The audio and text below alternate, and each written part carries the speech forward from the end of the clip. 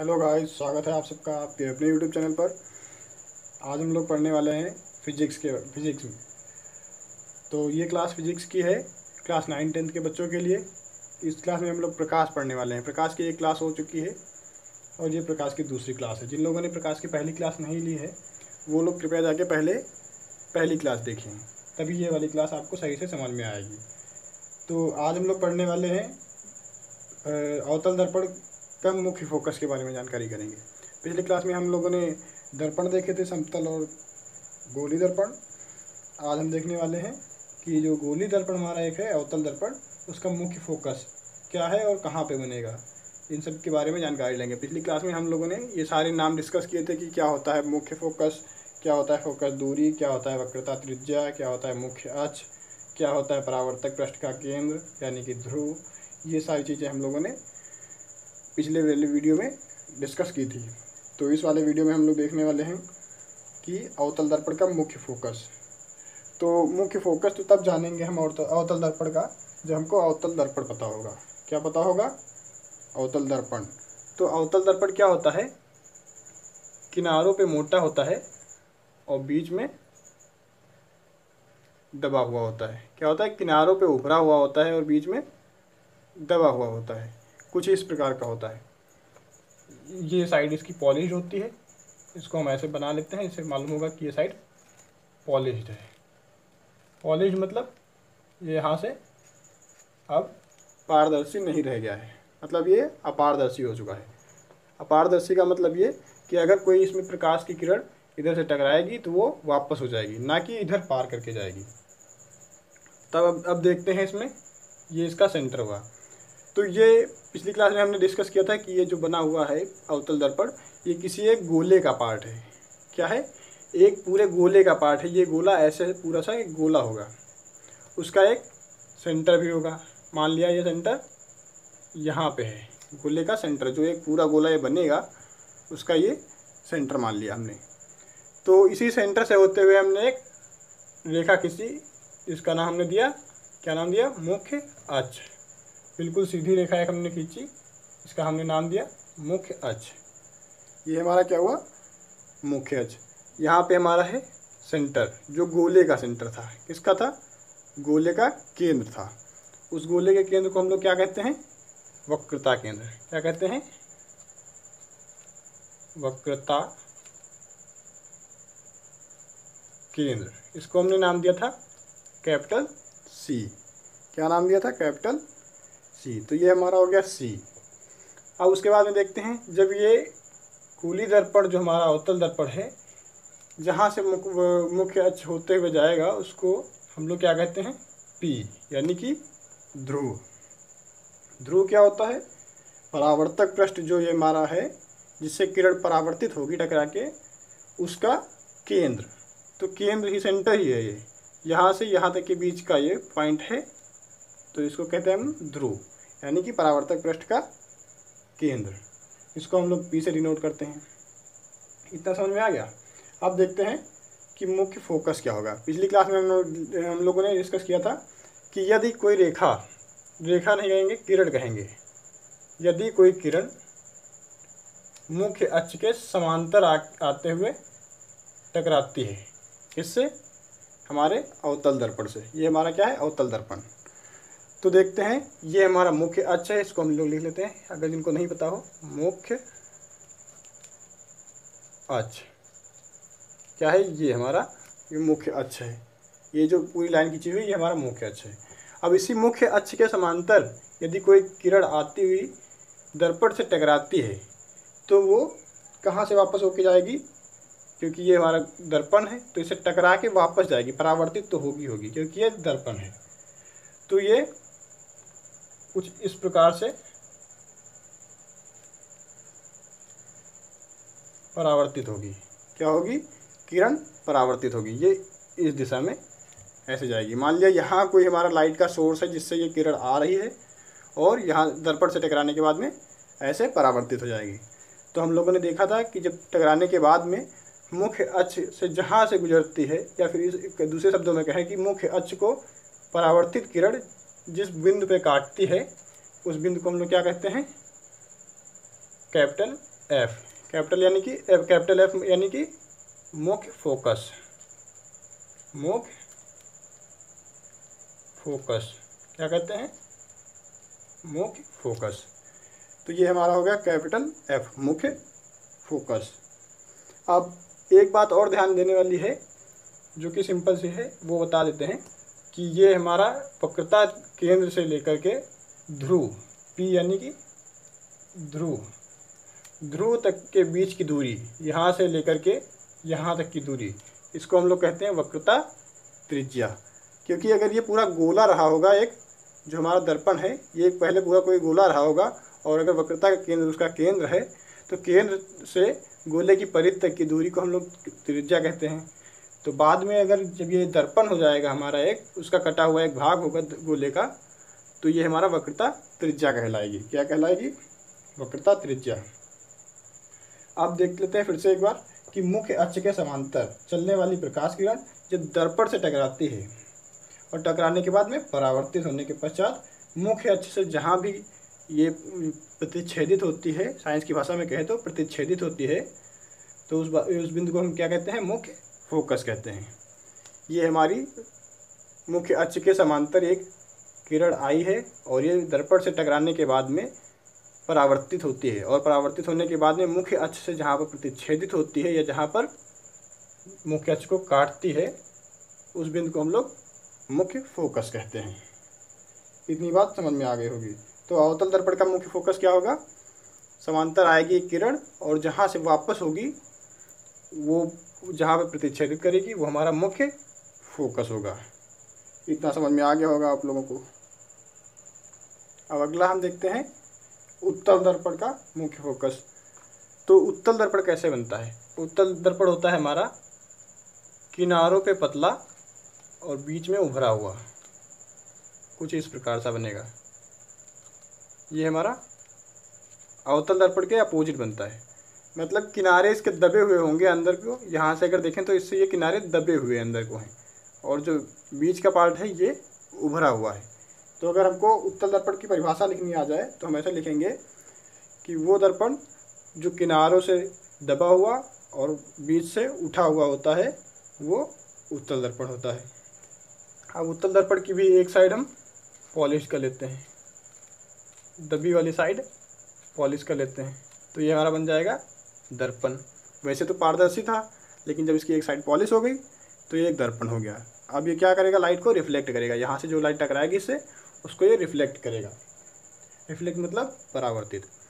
अब इसका भी एक सेंटर होगा जिसको हम लोग ध्रुव कहते हैं। अभी पीछे वाले में देखा, हमने बात किया, तो इसका भी एक सेंटर है। अब ये एक गोला मान लिया बनेगा, तो ये इधर को एक गोला बनेगा, ऐसे कुछ ये एक ऐसे गोला बनेगा। किसी एक गोले का पार्ट रहा है ये, तो उसका एक सेंटर उस गोले का भी होगा, जैसे पहले वाले में था, तो इसका ये सेंटर हो गया। अब कोई मुख्य अक्ष जो होगा इस सेंटर से ही होके गुजरेगा। कहाँ से गुजरेगा? इस सेंटर से ही होके गुजरेगा। तो हमने मान लिया ये मुख्य अक्ष है हमारा। क्या है? मुख्य अक्ष। ठीक, ये बिल्कुल सीधा बनेगा, बिल्कुल थोड़ा सा भी मुड़ा मुड़ाया नहीं होगा। अगर थोड़ा तिरछा हो रहा हो तो आप लोग इमेजिन कर लीजिएगा कि ये बिल्कुल सीधा है। आप लोग बनाइएगा तो बिल्कुल सीधा बनाइएगा, इससे आपका बिल्कुल क्लियर बनेगा। आप देखते हैं उत्तल दर्पण का मुख्य फोकस कैसे निकालेंगे। तो इसमें भी मान लेते हैं कि इसको पहले देख लेते हैं। ये हमारा है पी ध्रुव और ये हमारा है सी, यानी कि वक्रता केंद्र। अब मुख्य अक्ष के समांतर इसमें भी कोई किरण आ रही है। ठीक, ये हमारी मुख्य अक्ष के समांतर कोई किरण आ रही है, इधर की ओर आ रही है।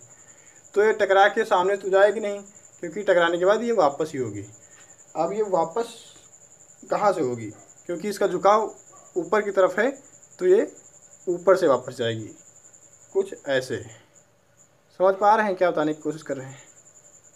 ये कुछ ऐसे वापस जाएगी, बिल्कुल सीधी सी, ये ऐसे वापस चली जाएगी। ठीक है। तो अगर कोई उत्तल दर्पण के जो उत्तल दर्पण हमारा है उसके मुख्य अक्ष के समांतर अगर कोई किरण आती है तो टकराने के बाद में ऊपर की ओर मुड़ जाएगी। अगर नीचे से आती है यही अगर किरण नीचे से आती है तो ये इस तरफ परावर्तित हो जाएगी, अगर ऐसे आ रही है तो नीचे की ओर परावर्तित हो जाएगी। मतलब किधर को परावर्तित होगी, जिधर को झुकाव होगा दर्पण का। अवतल दर्पण में हमने देखा था उसका झुकाव अंदर की तरफ था, तो सारी किरणें अंदर को मुड़ रही थी। इसका झुकाव बाहर की तरफ है तो इसमें किरणें बाहर की ओर जाएंगी। तो ये बात नहीं समझ में आ गई होगी आप लोगों को। अब समझने वाली बात यह है कि इसका मुख्य फोकस हम लोग निकालेंगे कैसे, क्योंकि पिछले वाले में हमने देखा कि वो मुख्य अक्ष से जहाँ पे क्रॉस कर रही थी या प्रतिच्छेदित कर रही थी वहाँ पे हमारा क्या बन रहा था, मुख्य फोकस। लेकिन इसमें तो कहीं मुख्य अक्ष को परावर्तित किरण कहीं प्रतिच्छेदित कर ही नहीं रही है। तो अब हम लोग क्या करते हैं कि इसको इमेजिन कर लेते हैं कि ये किरणें यहाँ से परावर्तित ना होकर के सामने की ओर निकली है, ठीक, ये ऐसे। और ये परावर्तित वाली किरण हमसे उससे काम है, तो हम लोग क्या करेंगे, इसको केवल ऐसे बनाएंगे। ये थोड़ा क्लियर नहीं बना है, ये आप नोटिस कर लेना कि ये क्लियर नहीं है। आप लोग बनाएंगे स्केल से बनाएंगे, बिल्कुल क्लियर बनेगा, ठीक। तो इस वाली का लाइन का कोई काम ही नहीं है, हमको केवल परावर्तित किरण से मतलब है, क्योंकि वही हमको बताएगी कि मुख्य फोकस है कहाँ पे, ठीक। अब ये वाली अगर किरण देखें इस वाली किरण से, तो ये भी सेम उसी पॉइंट से प्रतिच्छेदित होकर जाएगी, ठीक। ये इधर को जाएगी और ये इधर को जाएगी। इतना समझ में आ गया। अब जो परावर्तित किरण है ये वाली, ये परावर्तित, इसी के सामने ये समानांतर हमने इसकी बिल्कुल सामने सीधे दूसरी ओर बना लिया। वैसे ये भी परावर्तित इधर को थी, तो इसको हमने ऐसे यहाँ पे इमेजिन कर लिया। ये वास्तव में नहीं है क्योंकि यहाँ पे पेंटेड है, ये हमारा पेंट लगा है, ये अपारदर्शी हो गया, इससे इधर किरण आ ही नहीं सकती।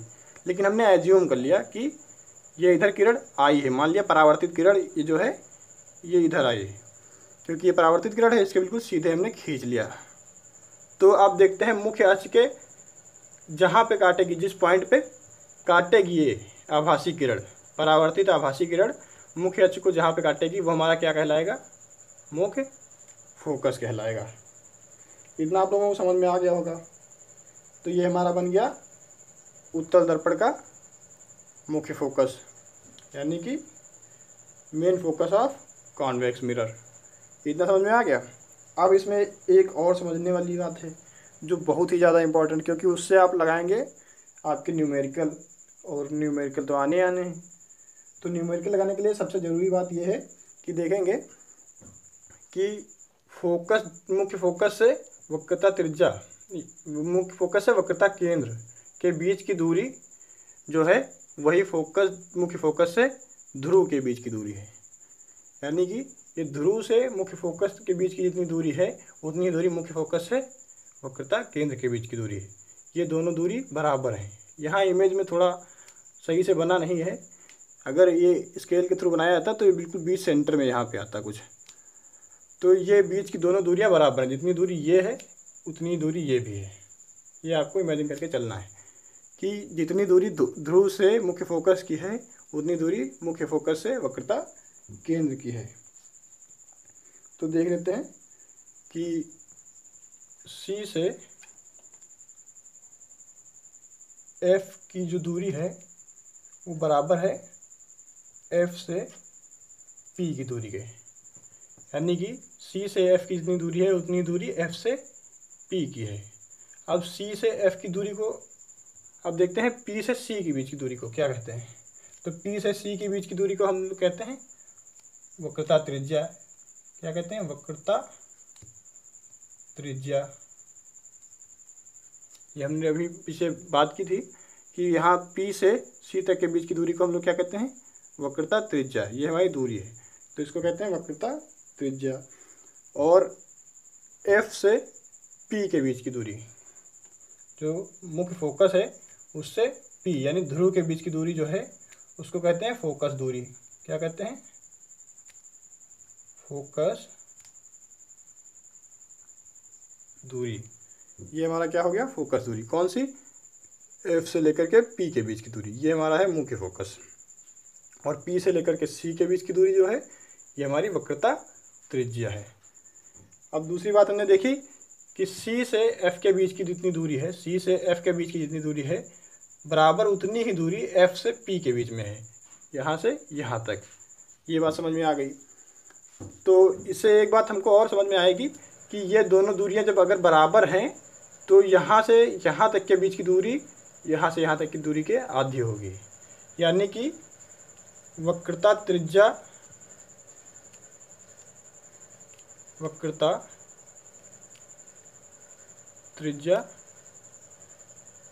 ये किसके होगी? 2 गुणे फोकस दूरी के, फोकस दूरी। यानी कि ये जो हमारी वक्रता त्रिज्या है ये फोकस दूरी के 2 गुनी होगी, क्योंकि ये दोनों बराबर हैं। ये यहाँ वक्रता केंद्र से मुख्य फोकस तक की दूरी जितनी है उतनी ही दूरी मुख्य फोकस से ध्रुव के बीच की दूरी है। यानी कि ये दोनों अगर बराबर हैं तो जितनी ये दूरी है और पूरी दूरी के ये दोगुनी करनी पड़ेगी। या दूसरे शब्दों में कहें तो फोकस दूरी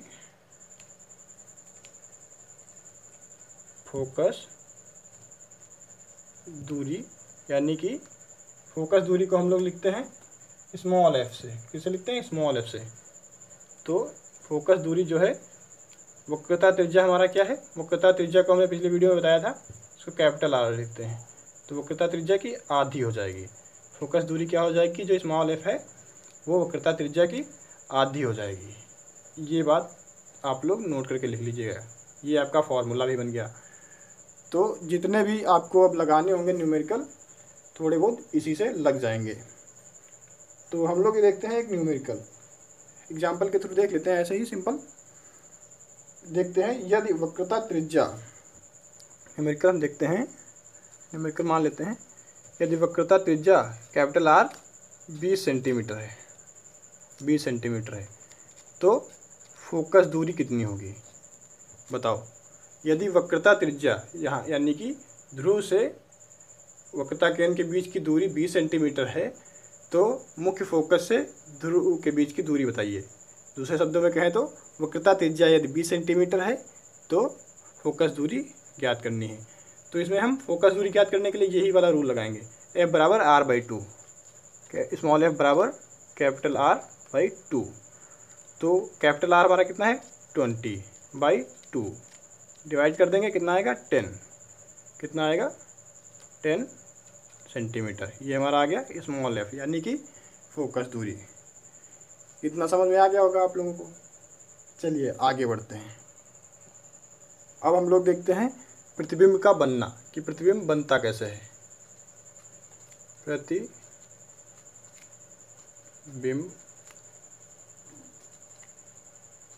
का बनना, ये हम लोग डिस्कस करेंगे कि प्रतिबिंब कैसे बनता है। तो सबसे पहले हम लोग देखते हैं समतल दर्पण पर। समतल दर्पण पर प्रतिबिंब कैसे बनेगा? सबसे पहले हम लोग देखेंगे समतल दर्पण पर प्रतिबिंब कैसे बनेगा। तो इसका सबसे पहले वही करेंगे, एक समतल दर्पण बनाएंगे। समतल दर्पण कैसा होगा? बिल्कुल सीधा सा। ये हमारा क्या है? एक समतल दर्पण है। इसको एक साइड पॉलिश कर देंगे तो ये हमारा मिरर हो जाएगा, समतल दर्पण हो जाएगा। यानी कि ये अब अपारदर्शी हो गया है, इससे किरण परावर्तित होकर के आगे नहीं जाएगी। तो इसका एक बनाते हैं मुख्य अक्ष। थोड़ा तिरछा यहाँ पे हो गया है, सीधा मान लीजिएगा। तो ये हमारा हो गया मुख्य अक्ष। ये मुख्य अक्ष हो गया। इसका ये वाला पॉइंट P कहलाएगा। ठीक, P यानी कि ध्रुव। अब इस पे मान लेते हैं कोई वस्तु रखेंगे, कोई वस्तु रखेंगे, उसी का तो प्रतिबिंब बनेगा। वस्तु को हम और क्या कहते हैं? बिंब। ये मान लेते हैं बिंब, ये हमारा बिंब। इसको या कहें तो प्रतिबिंब, नहीं वस्तु, क्या कहें? वस्तु। ये हमारी वस्तु हो गई कोई। मान लिया ये वस्तु रखी है। ठीक, अब इस पर से अगर कोई किरण निकलेगी, क्या होगा? कोई यहाँ से प्रकाश किरण इससे यहाँ से होते हुए निकलेगी तो क्या होगा? सीधी आएगी। ठीक, ये यहाँ से मान लिया कोई प्रकाश किरण इधर को आई, इधर समझ में आया। अब ये जब समतल दर्पण से टकराएगी और बिल्कुल समानांतर है, मुख्य अक्ष के बिल्कुल समानांतर है। क्या है? मुख्य अक्ष ये हमारा बिल्कुल इसके समानांतर किरण आई है ये। तो जब समानांतर है तो क्या करेगा? जो हमारा ये समतल दर्पण है इसको परावर्तित करेगा। समानांतर है तो बिल्कुल उसी रूट पे परावर्तित करेगा। थोड़ा सा भी ये विचलित नहीं होगी अपने पथ से, जिस पथ से आई है उसी पथ से ये परावर्तित हो जाएगी, क्योंकि ये कोई कर्व्ड तो है नहीं हमारा, यानी कि गोली दर्पण तो है नहीं, ये हमारा प्लेन मिरर है। तो ये जहाँ अगर इसके समानांतर मुख्य अक्ष के आएगी तो इसको समानांतर ही वापस करेगा। यानी कि अगर आप देखें अपने जो आपका घर के शीशा होता है जिसमें आप चेहरा देखते हैं सुबह उठ के, तो वो देखिए उसमें अगर कोई टॉर्च से आप लाइट लगाएंगे बिल्कुल सामने बीचों बीच में लगाएंगे तो कहीं से भी इधर उधर दीवार पे आपको पीछे वो लाइट नहीं पड़ती दिखाई देगी। क्या होगा, डायरेक्ट उसी जहाँ सोर्स से निकल रही उसी से वापस टकराएगी, इधर उधर कहीं पे नहीं निकलेगी। लेकिन अब अगर आप इसको कहीं से तिरछा अगर डालेंगे इधर ऐसे कुछ, तो ये परावर्तित होगी।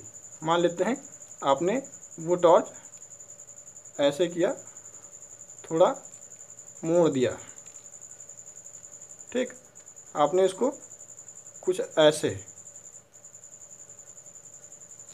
पहले आपने समानांतर किया था तो कहीं भी पीछे आपको टॉर्च का फोकस पड़ता हुआ नहीं दिख रहा था, लेकिन अब क्या हुआ, अब आपने थोड़ा सा इसको मोड़ा, समानांतर नहीं किया उसके, यानी कि थोड़ा तिरछा किया, तो जिस एंगल से आपने मोड़ा है सेम उसी एंगल से ये वापस भी हो जाएगी।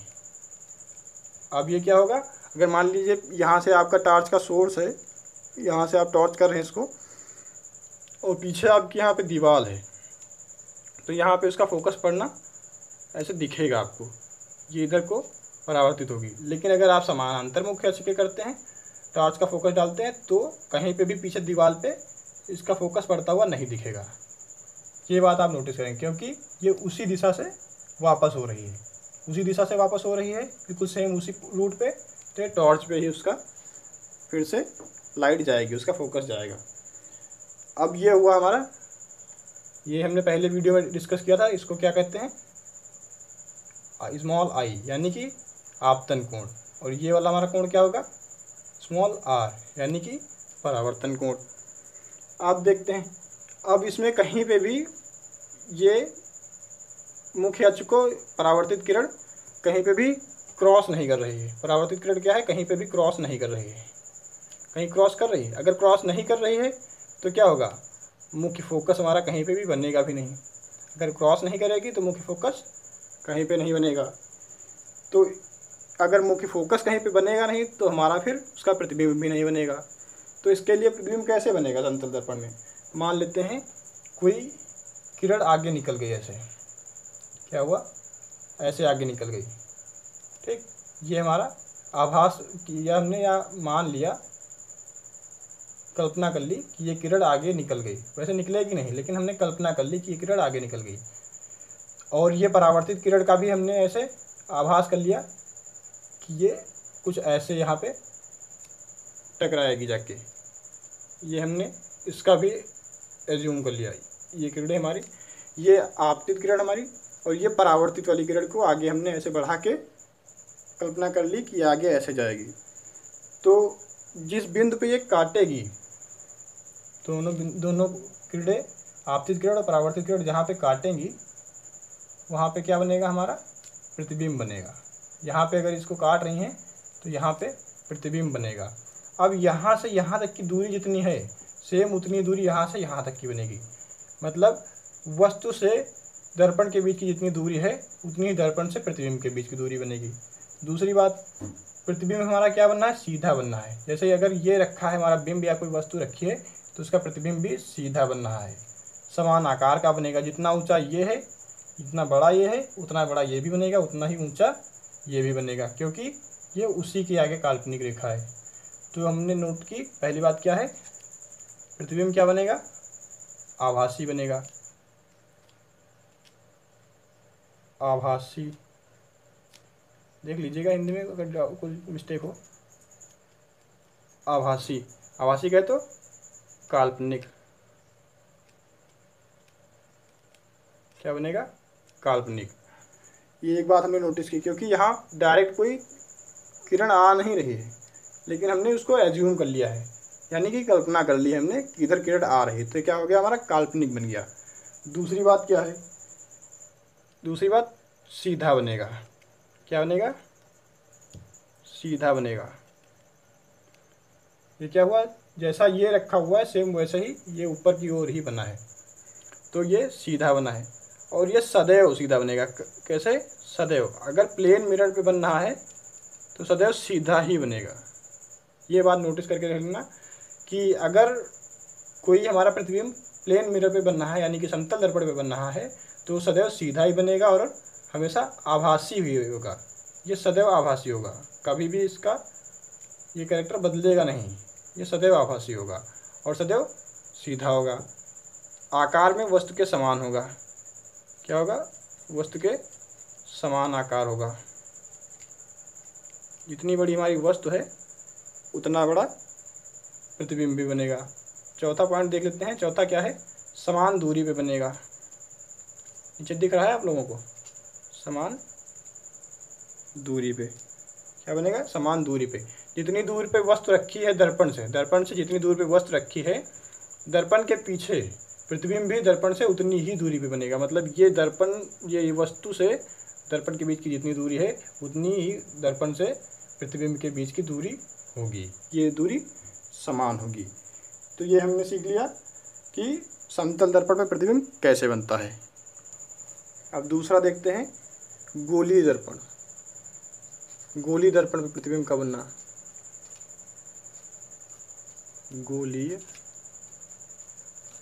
दर्पण पर, गोलीय दर्पण पर प्रतिबिंब का बनना। गोलीय दर्पण में हम लोग ले लेते हैं, एक ही लेंगे, अवतल दर्पण ले लेते हैं, उसी से समझ लेना कैसे बनेगा। क्योंकि उत्तल और अवतल अलग अलग समझाना तो अलग बड़ी बात हो जाएगी। कि इतना आपको समझा देंगे कि कैसे उत्तल पे बनता है, कैसे अवतल पे, इसी से समझ जाएंगे आप, चिंता ना कीजिएगा, अवतल से ही समझा देंगे। तो अवतल दर्पण हम लोग ले लेते हैं। अवतल दर्पण कैसे बनेगा? कुछ ऐसे बनेगा, ऐसे ही तो बनाया था अभी हमने, ठीक। तो ये हमारा हो गया अवतल दर्पण। ये किसी एक गोले का पार्ट है, ठीक। तो इसका एक साइड हम कलर कर देते, पेंट कर देते हैं, जिससे ये पारदर्शी ना रहे, यानी कि अपारदर्शी हो जाए।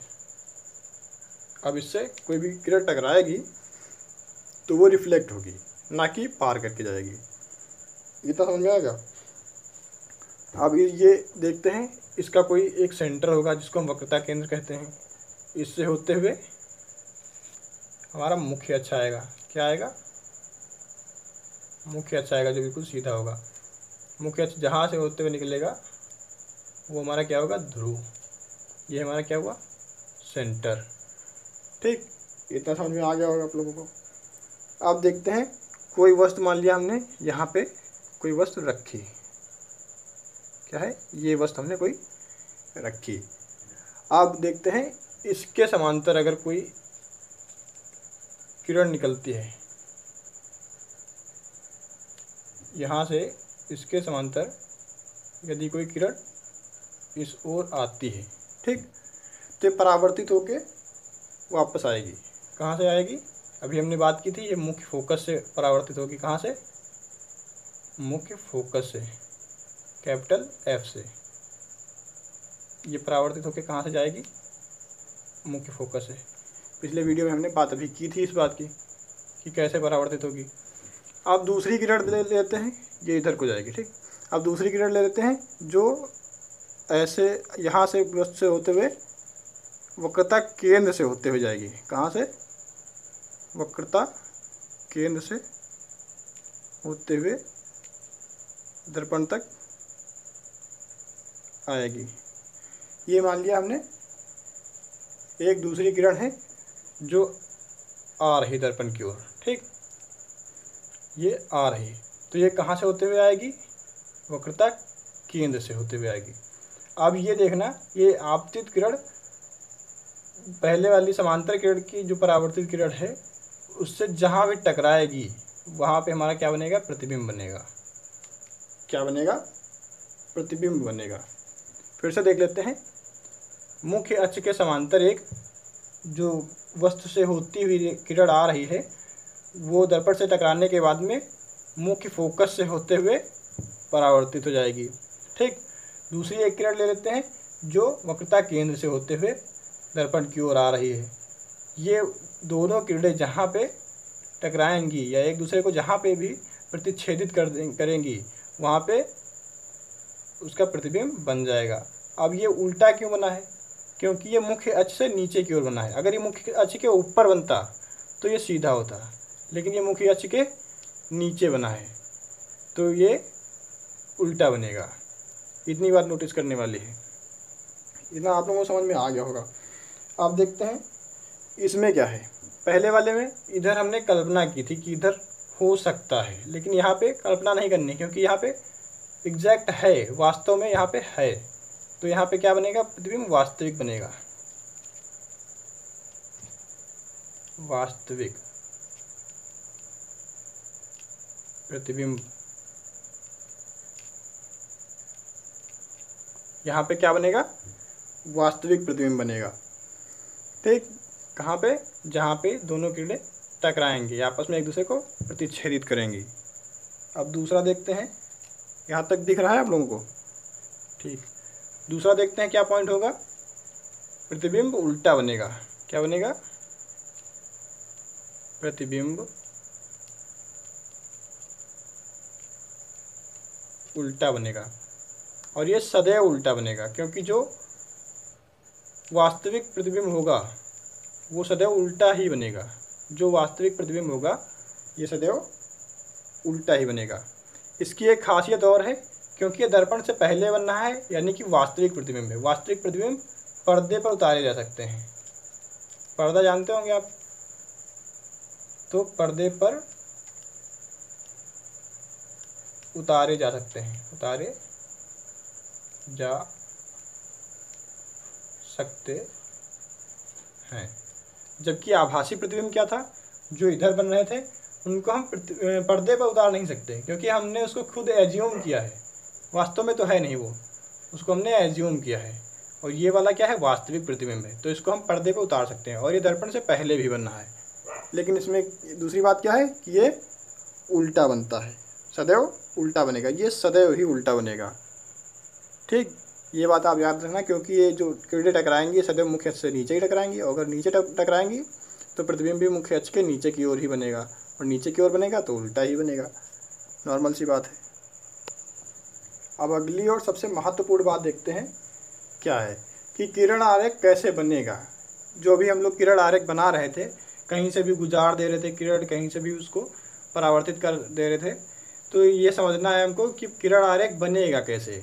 इसके कुछ नियम है कि कहाँ से किरण आएगी, अगर समांतर आ रही है तो कहाँ से वापस जाएगी, तिरछी आ रही है तो कहाँ से वापस जाएगी, अगर वक्रता केंद्र से आ रही तो कहाँ से वापस जाएगी। ये सारी चीज़ें हम लोग देखेंगे कैसे, इसका नियम क्या है, वो सारे नियम देख लेते हैं कि जो किरण आरेख के नियम कैसे बनेंगे। तो इसके लिए हम एक दर्पण बना लेते हैं, अवतल दर्पण ही ले लेते हैं, क्योंकि इसमें सीधा प्रतिबिंब बनेगा। तो अवतल दर्पण हम लोग ले लेते हैं, नहीं इसमें वास्तविक प्रतिबिंब बनेगा। तो अब देखते हैं, ये हमारा अवतल दर्पण है। ठीक, अब इसका हम वक्रता केंद्र को ही ले लेते हैं। यहाँ से होते हुए मुख्य अक्ष ऐसे गुजरेगा। ये हमारा क्या है? मुख्य अक्ष, ये वक्रता केंद्र। इतना समझ में आ गया होगा आप लोगों को। ठीक, सेम वैसा ही हम लोग बनाते हैं और डायग्राम, जैसा कि हम पहले बना चुके हैं। ये हमारा हो गया ध्रुव, पोल। अब ये देखते हैं पहला क्या है, यदि समांतर आती है। क्या है?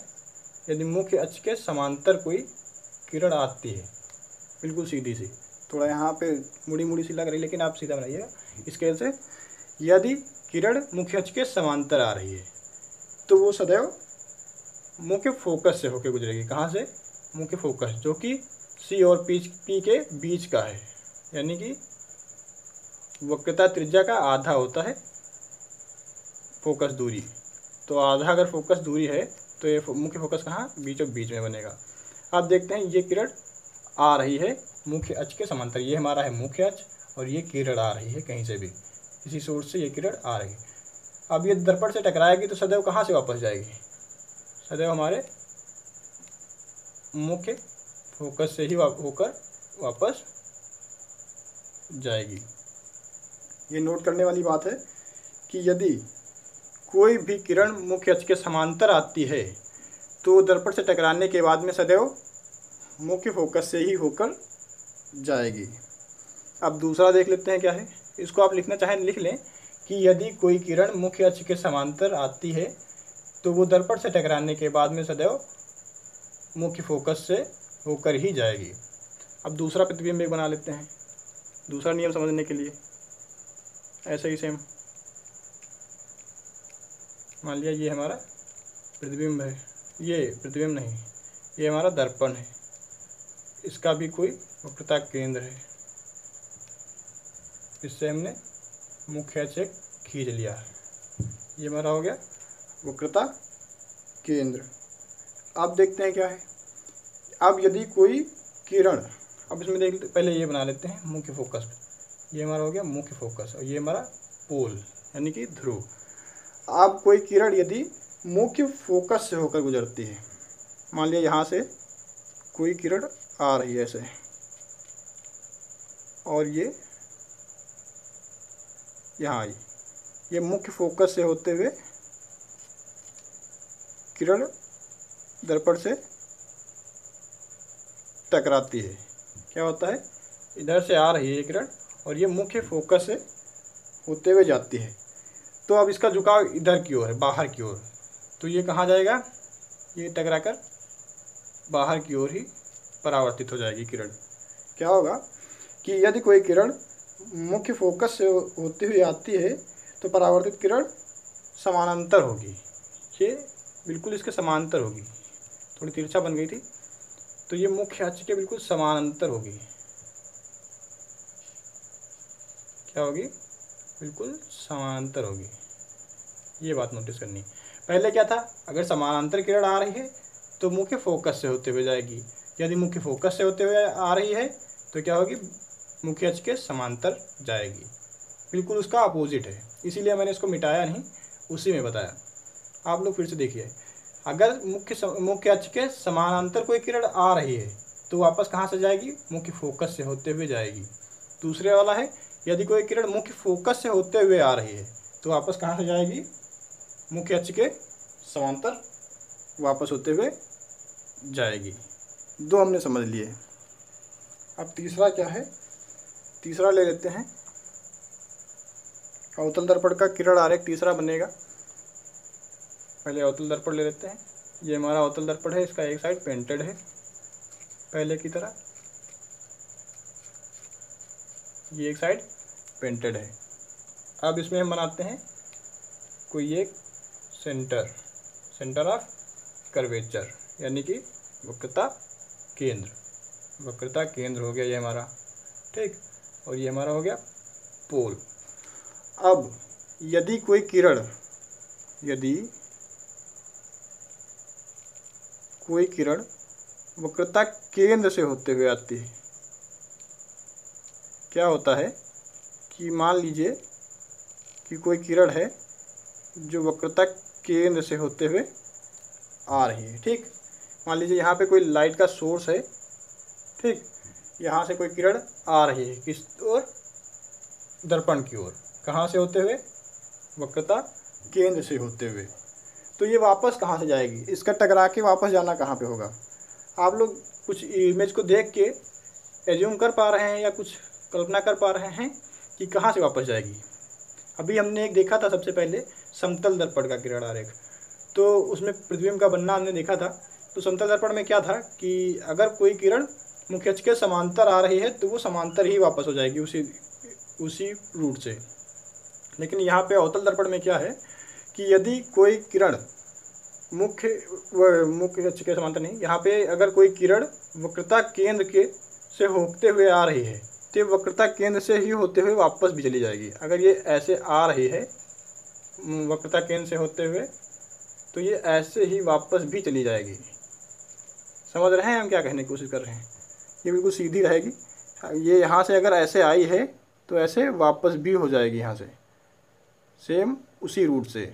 ये किस में होगा, अवतल दर्पण में। ये बात नोटिस करने वाली है। ये तीसरा रूल हो गया। अब चौथा देखते हैं, चौथा और लास्ट। चौथा हम बना लेते हैं फिर से एक दर्पण, कोई अवतल दर्पण। ये हमने बनाया अवतल दर्पण एक, ठीक, ये हुआ इसका मुख्य अक्ष, ये हुआ हमारा सेंटर, ये क्या हुआ पोल, ठीक, जिसको ध्रुव कहते हैं। अब मान लिया कोई किरण यहाँ से आते हुए पोल से टकराती है, कहाँ पे टकराती है, पोल से होते हुए दर्पण से टकराती है। ये इधर से कोई किरण आई और ये, तो ये कहाँ से वापस होगी, जिस एंगल से आई है उसी एंगल से वापस भी हो जाएगी। माना कि ये यहाँ से जिस एंगल से यहाँ टकराई है, मुख्य अक्ष के साथ में जो एंगल ये बना रही है, इस एंगल को हम लोग क्या कहते हैं, आई कहते हैं ना, स्मॉल आई, यानी कि आपतित कोण, आपतन कोण इसको कहते हैं ना। ये यहाँ से जिस एंगल से टकराई उसी एंगल से वापस भी हो जाएगी, यानी कि जो नीचे वाला बनेगा स्मॉल आर, ये क्या होगा, परावर्तन कोण, यानी कि कोण आई और दूसरा वाला क्या है, कोण आर। तो अब इसमें हमने सबसे पहले वीडियो में डिस्कस किया था कि जो आपतन कोण है यानी कि कोण आई, ये सदैव परावर्तन कोण यानी कि कोण आर के बराबर होगी। यही बात इसमें भी हमने बताई है कि जिस एंगल से वो किरण यहाँ ध्रुव पे टकराएगी, पोल से टकराएगी, उसी एंगल से वापस हो जाएगी। ये यहाँ से आती हुई किरण है और ये वापस आती हुई, ये आपतित किरण है, ये परावर्तित किरण है। ये यहाँ से ध्रुव पे टकराई, ध्रुव पे दर्पण से टकराई, तो यहाँ पे जिस एंगल से ये आ रही थी उसी एंगल से वापस जाएगी। मतलब कहने का ये है कि अगर आई का कुछ एंगल है, माना दिख रहा है यहाँ पे, आई माना 45 डिग्री है, तो आर भी हमारा 45 डिग्री ही बनेगा। इतना कहने का मतलब था कि यदि कोई आपतित किरण ध्रुव पे टकराती है आके दर्पण से, तो वो परावर्तित किरण उसी एंगल से वापस हो जाएगी। दूसरे शब्द में कहें तो आपतन कोण परावर्तन कोण के बराबर हो जाएगा। तो ये हमारे थे अवतल दर्पण के किरण आरेख, इतना हम लोगों ने समझ लिया। तो आज की क्लास हम लोग यहीं तक रखते हैं। आई होप इतना पर्याप्त होगा आज की वीडियो में, काफ़ी लंबी वीडियो भी हो गई है। तो चलिए यहीं तक रखते हैं। तो लाइक कीजिए हमारी क्लास को अगर आपको अच्छी लगी हो, और सब्सक्राइब कीजिए अगर आप आगे भी ऐसे ही पढ़ना चाहते हैं, और बेल आइकन को दबा लीजिए, जिससे अगली वीडियो हम अगर डालेंगे तो आप लोगों के पास नोटिफिकेशन पहुंच जाएगा। आपकी कोई क्वेरी हो तो आप कमेंट में कर सकते हैं, हम आपकी क्वेरी का आंसर देने के लिए सदैव तत्पर रहेंगे। आपका कोई भी कमेंट होगा उसका रिप्लाई ज़रूर किया जाएगा। चलिए आज की क्लास यहीं तक रखते हैं। धन्यवाद। जय हिंद।